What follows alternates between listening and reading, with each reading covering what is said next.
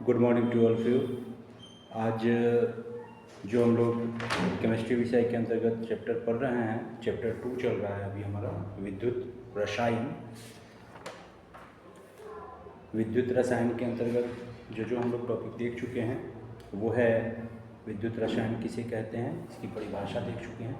तो उसका परिभाषा हमने देखा था कि जिसके अंतर्गत विद्युत ऊर्जा एवं रासायनिक ऊर्जा के बीच जो पारस्परिक संबंध होता है, रिलेशन होता है, इसके रूपांतरण का जो अध्ययन किया जाता है, इसी को हम लोग विद्युत रसायन कहते हैं। यही विद्युत रसायन कहलाता है। इसके अंतर्गत हम लोग इलेक्ट्रोड के बारे में पढ़े थे। इलेक्ट्रोड जो आपको पता है, मैंने बताया था कि जब किसी धातु की छड़ को उसके लवण के विलयन में रखते हैं, लवण के किसी भी धातु की छड़ को जब उसकी लवण के विलयन में रखा जाता है तो धातु लवण के छड़ पर धन या ऋण आवेश हो सकता है। दो चीज़ें होती हैं, पॉजिटिव हो जाता है या निगेटिव आवेश आ जाता है। इस प्रकार की छड़ को ही हम लोग क्या कहते हैं, हम लोग इलेक्ट्रोड कहते हैं। इलेक्ट्रोड कहते हैं, इलेक्ट्रोड कहते हैं। ठीक, यही हम लोगों ने पढ़ा था। और उसके बाद हम लोगों ने ऑक्सीकरण के बारे में पढ़ा था। ऑक्सीकरण किसे कहते हैं, तो आप देख सकते हैं ऑक्सीकरण के बारे में आप रिकॉल कर लीजिए। तो ऑक्सीकरण वो रासायनिक अभिक्रिया थी जिसके दौरान किसी परमाणु, अणु या आयन द्वारा इलेक्ट्रॉन का क्या किया जा रहा था, त्याग किया जा रहा था। इलेक्ट्रॉन का त्याग किया जा रहा था। ठीक है, उस स्थिति को हम लोग क्या कहते थे, ऑक्सीकरण कहते थे। ठीक है, ऑक्सीकरण कह देते हैं।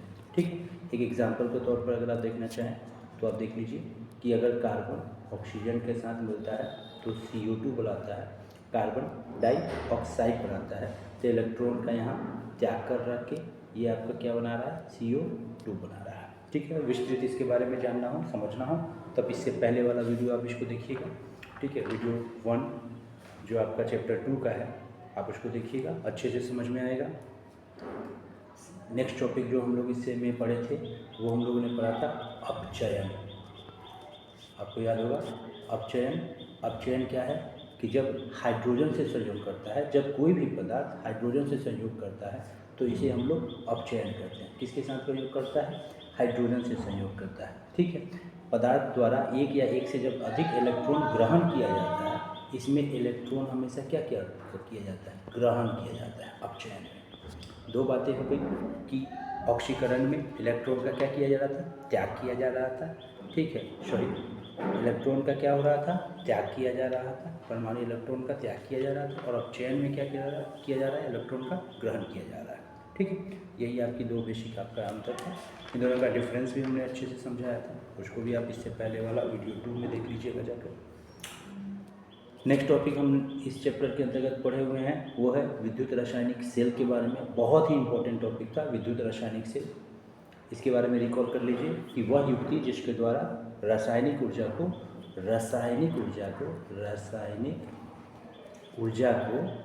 ठीक है, रासायनिक ऊर्जा को किस चीज़ में चेंज करते हैं, विद्युत ऊर्जा में परिवर्तित किया जाता है। रासायनिक ऊर्जा को हम लोग किस चीज़ में चेंज कर रहे हैं, विद्युत ऊर्जा में चेंज कर रहे हैं। तो यह युक्ति, यह प्रक्रिया, यह प्रणाली आपकी क्या कहलाती है, विद्युत रासायनिक सेल कहलाती है।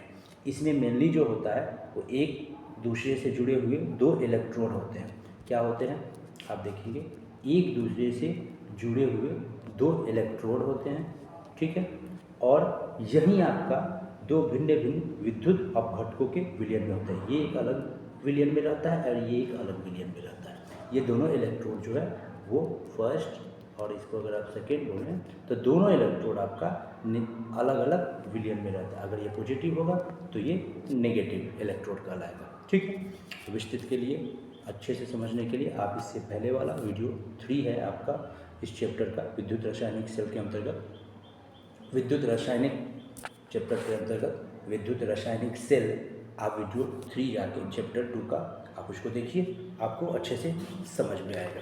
इसके अंतर्गत ही हम लोग एक चीज़ और पढ़े थे कि आपका क्या कहलाता है, विद्युत रासायनिक जो सेल है वो आपका 2 टाइप का होता है। ठीक है, 2 टाइप का विद्युत रासायनिक सेल होता है, विद्युत और रासायनिक सेल जो है वो आपका 2 टाइप का है। ठीक है, फर्स्ट के अंतर्गत हम लोग ऑलरेडी देख चुके हैं विद्युत, बोलिए, अपघटनी सेल। ठीक है, विद्युत अपघटनी सेल। और दूसरा जो है वो हम लोग कहते हैं वोल्टीय सेल या गैल्वेनी सेल। ठीक है, गैल्वेनी सेल। तो आज जो हम लोग का वीडियो है, आज जो हम लोग का लेक्चर है, वो हम लोग फर्स्ट वाला वीडियो अपघटनी विद्युत अपघटनी सेल ऑलरेडी पिछले वीडियो में पढ़ चुके हैं। आज के हम लोग वीडियो में गैल्वेनी सेल, वोल्टीय सेल के बारे में विस्तृत अध्ययन शुरू करेंगे। ठीक है, तो वीडियो शुरू करते हैं। आज हम लोग जो पढ़ने जा रहे हैं, हम लोग का दूसरा है प्रकार वोल्टीय सेल। ठीक है, आप देखेंगे वोल्टीय सेल का ही दूसरा उपनाम है आपका गैल्वेनी सेल। ठीक है, ये 2 नामों से जाना जाता है। एक होता है वोल्टीय सेल, ठीक है, एक है गैल्वेनी सेल। एक्चुअली इसका आविष्कार अलेक्जेंड्रो वोल्टा ने किया था, इसलिए वोल्टीय सेल नाम जाता है। इसका आविष्कार किसने किया था? अलेक्जेंड्रा, नाम लिख देता हूँ इसको आपको, आप इसको नोट कर लीजिएगा। सॉरी,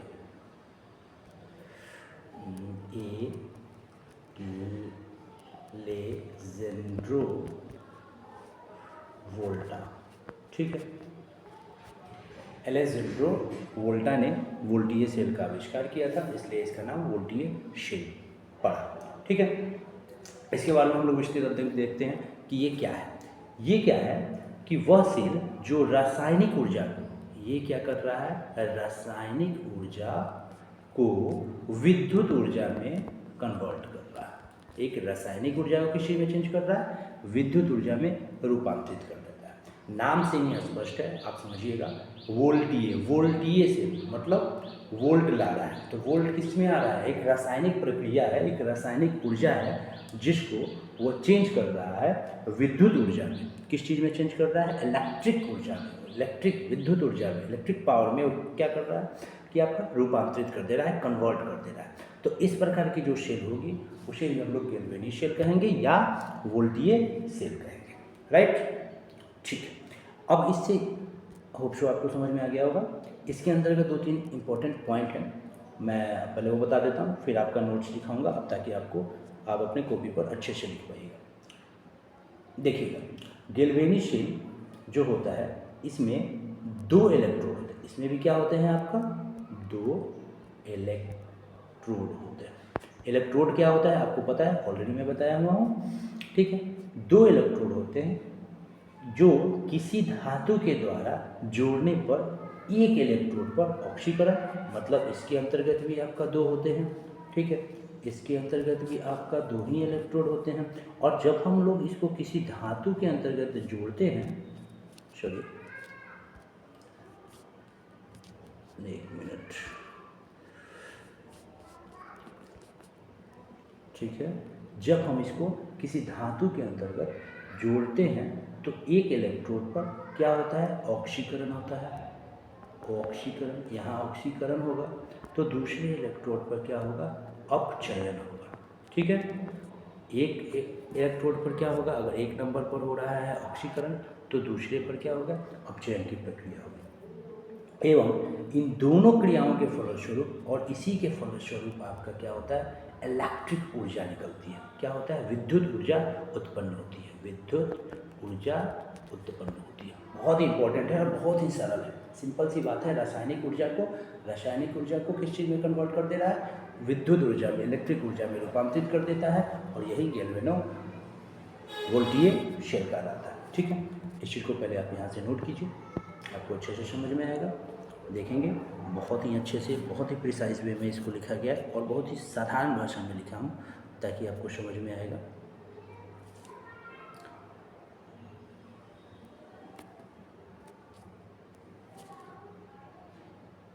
देखिए, इस पॉइंट को अच्छे से नोट कीजिए, बहुत ही अच्छे से लिखा गया है गैल्वेनी सेल एवं वोल्टीय सेल। वीडियो को पॉज करना है और डेफिनेशन को नोट करना है।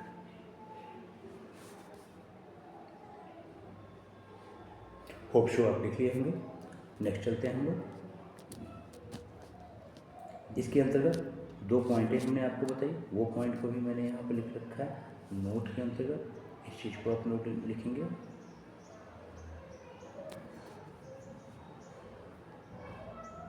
गैल्वेनिक सेल में 2 इलेक्ट्रोड जो होते हैं किसी धातु के द्वारा जोड़ने पर एक इलेक्ट्रोड पर ऑक्सीकरण की प्रक्रिया होती है, एक इलेक्ट्रोड पर क्या होता है ऑक्सीकरण की प्रक्रिया होती है, और दूसरे इलेक्ट्रोड पर अपचयन की प्रक्रिया होती है। ऑब्जेक्टिव के लिए सबसे बेस्ट इंपॉर्टेंट पॉइंट है, इसलिए आपको इसको अच्छे से नोट करना है। वीडियो पॉज कीजिए और नोट कीजिए।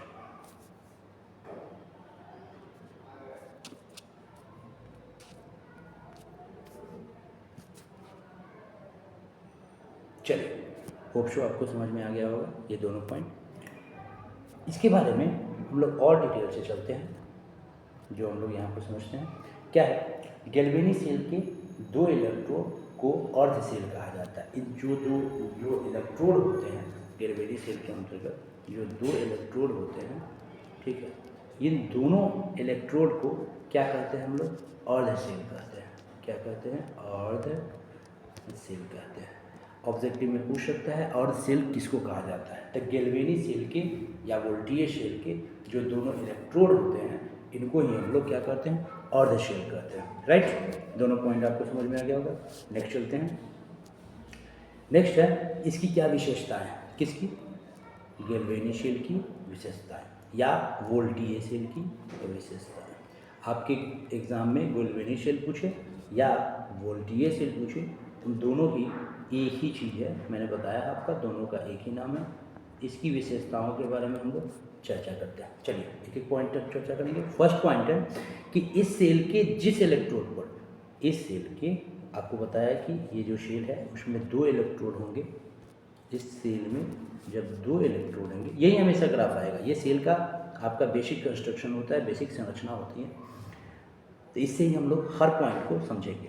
इस सेल की जिस इलेक्ट्रोड पर अगर ऑक्सीकरण की प्रक्रिया होती है, मान लीजिए यहाँ पर ऑक्सीकरण की प्रक्रिया हो रही है, उसे एनोड कहेंगे। अगर यहाँ ऑक्सीकरण हो रहा है तो एनोड कहेंगे। मान लेते हैं हम लोग कि ये वाले ध्रुव पर, ये वाले इलेक्ट्रोड पर ऑक्सीकरण की प्रक्रिया हो रही है, तो यहाँ पर क्या होगा, एनोड कहलाएगा। और एक चीज़ और आपको ये ध्यान रखना है कि जहाँ भी ऑक्सीकरण होगा वहीं आपका इलेक्ट्रोड क्या कहलाएगा, क्या कहलाएगा, एनोड कहलाएगा। ठीक है, तो जस्ट इसके विपरीत क्या हो सकता है कि जिस इलेक्ट्रोड पर अपचयन की प्रक्रिया होगी, अगर यहाँ अपचयन की प्रक्रिया हो रही है तो यह प्रक्रिया, तो यह आपका जो इलेक्ट्रोड है वो क्या कहलाएगा, कैथोड कहलाएगा। राइट, होप सो आपको समझ में आ रहा होगा। पहला पॉइंट है कि जिस सेल पे यानी गैल्वेनिक सेल के इलेक्ट्रोड पर ऑक्सीकरण की प्रक्रिया होगी वो एनोड कहलाएगा, और जो दूसरे इलेक्ट्रोड पर अपचयन की प्रक्रिया होगी वह क्या कहलाएगा, कैथोड कहलाएगा। सिंपल सा पॉइंट है, समझ में आया, वेरी गुड।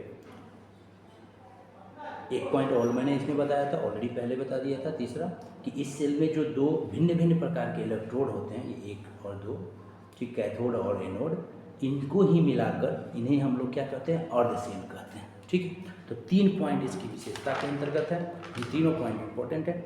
इसको हम लोग फिर से एक ग्राफ के द्वारा, एक पिक्चर प्रेजेंटेशन के अनुसार हम लोग इसको समझते हैं, ज़्यादा आपको समझ में आएगा।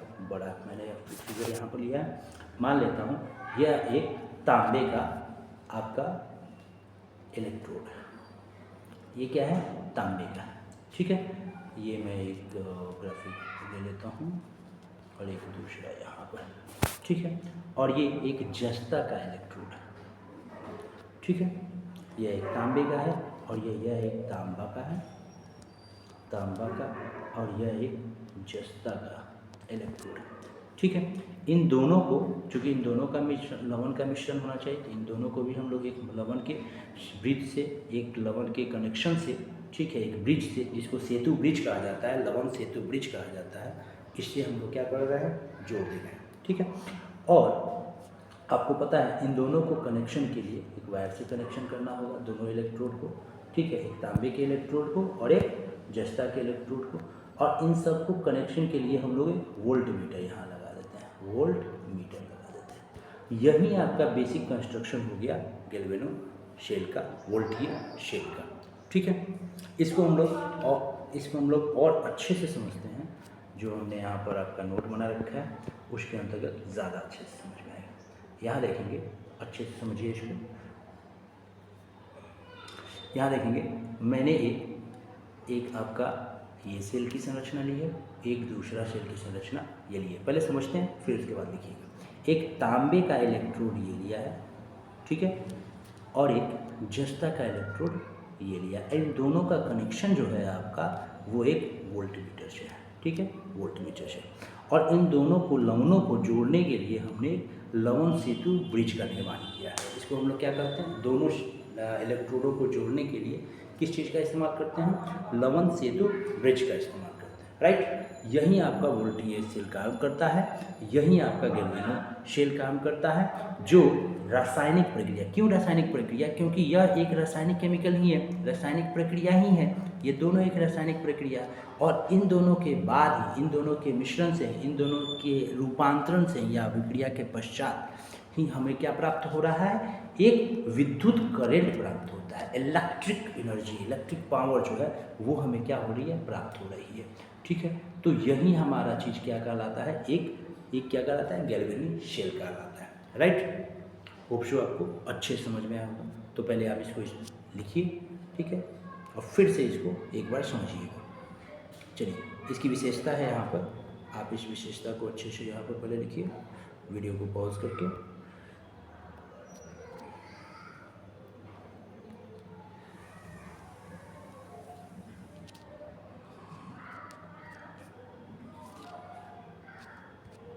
सॉरी, चलिए, ये पॉइंट यहाँ हम नोट करेंगे। वीडियो को पॉज करना है 1 मिनट और आप इसको अच्छे से लिखिए, गैल्वेनेशन। इसके अंतर्गत तीनों पॉइंट मैंने अभी आपको समझाया, कोशिश किया समझाने का। पहला कि इस सेल के जिस इलेक्ट्रोड पर ऑक्सीकरण की प्रक्रिया होगी उसे हम लोग क्या कहेंगे, एनोड करेंगे, और जिस इलेक्ट्रोड पर अपचयन की प्रक्रिया होगी उसे क्या कहेंगे, कैथोड कहेंगे। और इन दोनों इलेक्ट्रोड, जो इलेक्ट्रोड भिन्न भिन्न प्रकार के इलेक्ट्रोड होते हैं, इन्हें हम लोग क्या कहते हैं, अर्धसेल कहते हैं। 3 पॉइंट है, तीनों पॉइंट को लिखिए।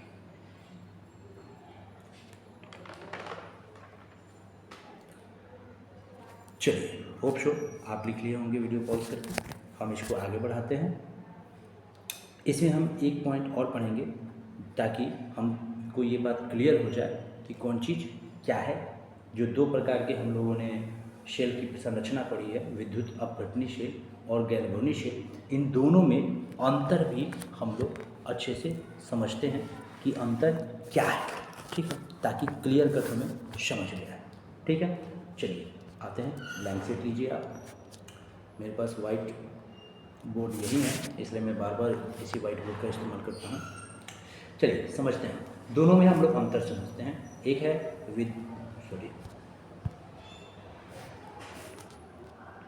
विद्युत अपघटनी शेल, ठीक है,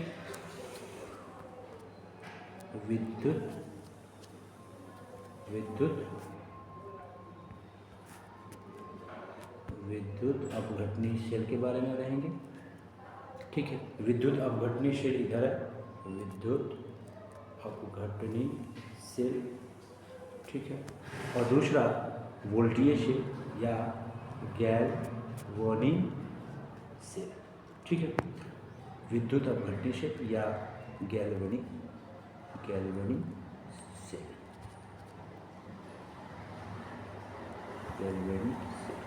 ठीक है। इन दोनों के बारे में हम लोग डिफरेंस पर देखते हैं। फर्स्ट डिफरेंस देखिए कि विद्युत इलेक्ट्रॉनिक अपघटनी शेल जो होता है, इस शेल में एनोड जो होता है वो धन ध्रुव पर होता है। एनोड जो होता है वो हमेशा पॉजिटिव ध्रुव पर होता है, पॉजिटिव साइन पर होता है, यानी धन ध्रुव पर होता है, ठीक है। फर्स्ट डिफरेंस है। गैल्वेनिक शेल में एनोड जो होता है, गैल्वेनिक शेल के अंतर्गत जो एनोड है वो क्या होता है, निगेटिव ध्रुव पर होता है, निगेटिव पोल पर होता है, ठीक है, ऋण ध्रुव पर होता है। फर्स्ट डिफरेंस आपको समझ में आ गया कि विद्युत अपघटनी शेल में एनोड जो है वो हमेशा क्या होता है, धन ध्रुव पर होता है, और गैल्वेनिक शेल में एनोड जो है हमेशा क्या होता है, ऋण ध्रुव पर होता है, राइट। चलिए दूसरा डिफरेंस देखिएगा, दूसरा डिफरेंस है कि विद्युत अपघटनशील में कैथोड जो है, अब देखिए क्या हो रहा था, एनोड जो हो रहा था किसमें, धन ध्रुव में हो रहा था, तो कैथोड ऑटोमेटिकली क्या होगा, निगेटिव पोल पर होगा, निगेटिव ध्रुव पर होगा, राइट। और इसमें जो होगा गैल्वेनिक में क्या होगा, कैथोड होगा वो किस चीज़ पर होगा बताइए आप, उसमें क्या हो रहा था, एनोड जो हो रहा है ऋण पर, तो कैथोड क्या हो जाएगा, धन ध्रुव पर, ठीक है। आप पॉजिटिव ध्रुव लिखिए या धन ध्रुव लिखिए, दोनों एक ही है, ठीक है, कोई दिक्कत नहीं। चलिए तीसरा अंतर है हमारे पास कि विद्युत अपघटनशील में विद्युत ऊर्जा को रासायनिक ऊर्जा में रूपांतरित किया जाता है। इसमें क्या हो रहा है, विद्युत ऊर्जा कन्वर्ट हो रही है रासायनिक ऊर्जा में, ठीक है। इसके जस्ट विपरीत क्या है, आपका गैल्वेनिक में क्या हो रहा है, रासायनिक ऊर्जा जो हो रही है वो क्या हो रही है, कन्वर्ट हो रही है विद्युत ऊर्जा में, राइट। बहुत बेसिक सा अंतर है, पर यही बेसिक अंतर आपको 5 नंबर दिलाएगा अगर आपको याद रहता है या समझ के रखते हैं। आपको इसमें याद करने की कोई ज़रूरत नहीं है, आप 2 से 3 बार वीडियो देखिए, नोट्स देखिए, आपको डेफिनेटली आपको ये चीज़ें दिमाग में बैठ जाएंगी। तो गैल्वेनिक में हमेशा क्या हो रहा है, रासायनिक ऊर्जा किस चीज़ में कन्वर्ट हो रही है, विद्युत ऊर्जा में हो रही है। और आपका विद्युत अपघटनशील में क्या हो रहा है, आपकी विद्युत ऊर्जा जो है वो रासायनिक ऊर्जा में कन्वर्ट हो रही है, राइट। 3 डिफरेंसेस समझ में आ गया। चौथा डिफरेंस देखेंगे हम लोग कि विद्युत अपघटनशील में क्या हो रहा है, रेडॉक्स अभिक्रिया विद्युत धारा के प्रवाहित करने पर होती है। ये जो रेडॉक्स अभिक्रिया है वो क्या हो रही है, विद्युत धारा के प्रवाहित करने पर होती है। जबकि गैल्वेनिक में क्या होता है, रेडॉक्स अभिक्रिया स्वतः ही संपन्न हो जाती है। इसमें जो रेडॉक्स अभिक्रिया है वो स्वतः संपन्न होती है, स्वतः, ठीक है। जबकि इसमें क्या होता है, इसके लिए विद्युत धारा यानी इलेक्ट्रिक करंट का प्रवाह चाहिए। समझ में आ गया। पांचवा डिफरेंस है कि विद्युत अपघटनशील में लवण सेतु की आवश्यकता नहीं होती है। ऑलरेडी आप देख चुके हैं लवण सेतु की, मतलब दोनों में ब्रिज कनेक्शन की आवश्यकता नहीं होती है, ठीक है, वो खुद से करता है। जबकि गैल्वेनिक में क्या होता है, लवण सेतु की आवश्यकता होती है। आप देखे होंगे गैल्वेनिक की जो हम लोगों ने संरचना बताई थी, गैल्वेनिक की जो संरचना बनाई थी वो ऐसे थी, और इसको कनेक्शन के लिए हमको इसी कनेक्शन, ब्रिज कनेक्शन के लिए हम लोग लवण सेतु बोल रहे थे, यही बोले थे ना, लवण सेतु। मतलब इन दोनों शेल को, ये डिफरेंट 2 सेल हैं, 2 शेल्स हैं, ठीक है। इन दोनों शेल को कनेक्शन के लिए जो हमको वायर की चाहिए, लवण सेतु या ब्रिज की कनेक्शन की ज़रूरत है, उसी को हम लोग लवण सेतु ब्रिज बोलते हैं। और यही एक मेजर डिफरेंस भी है गैल्वेनिक शेल में और वोल्टेज में। होप सो आपको पाँचों डिफरेंस समझ में आया होगा, ठीक है। इसको हम लोग नोट पर देखते हैं और वहाँ एक बार फिर से समझने की कोशिश करते हैं कि मैंने जो बताया वही चीज़ इसमें है, और आपको समझ में भी ज़्यादा आएगा अच्छे से। आप इस चीज़ को नोट करेंगे सबसे पहले कि विद्युत और रासायनिक से आप 2 पॉइंटों का पहले चर्चा कीजिए। यहाँ देखेंगे विद्युत अपघटनशील और गैल्वेनिक शेल में हमने अंतर की चर्चा की है। एक साइड जो है हमारे पास वो विद्युत अपघटनशील है और एक साइड जो है हमारा गैल्वेनिक है। पहला जो मेजर डिफरेंस है वो ये है कि विद्युत अपघटनशील में क्या होता है, एनोड जो होता है वो धन ध्रुव पर होता है। क्या होता है, एनोड जो है वो क्या होता है, धन ध्रुव पर होता है, ठीक है। और इसमें एनोड जो होता है वो किस चीज़ पर होता है, ऋण ध्रुव पर होता है। विद्युत अपघटनशील में कैथोड जो होगा वो ऋण ध्रुव पर होगा और गैल्वेनिक में कैथोड जो होगा वो क्या होगा, धन ध्रुव पर होगा, ठीक है। वीडियो को पॉज कीजिए और इस डिफरेंसेस को लिखिए, अच्छे से लिखिए।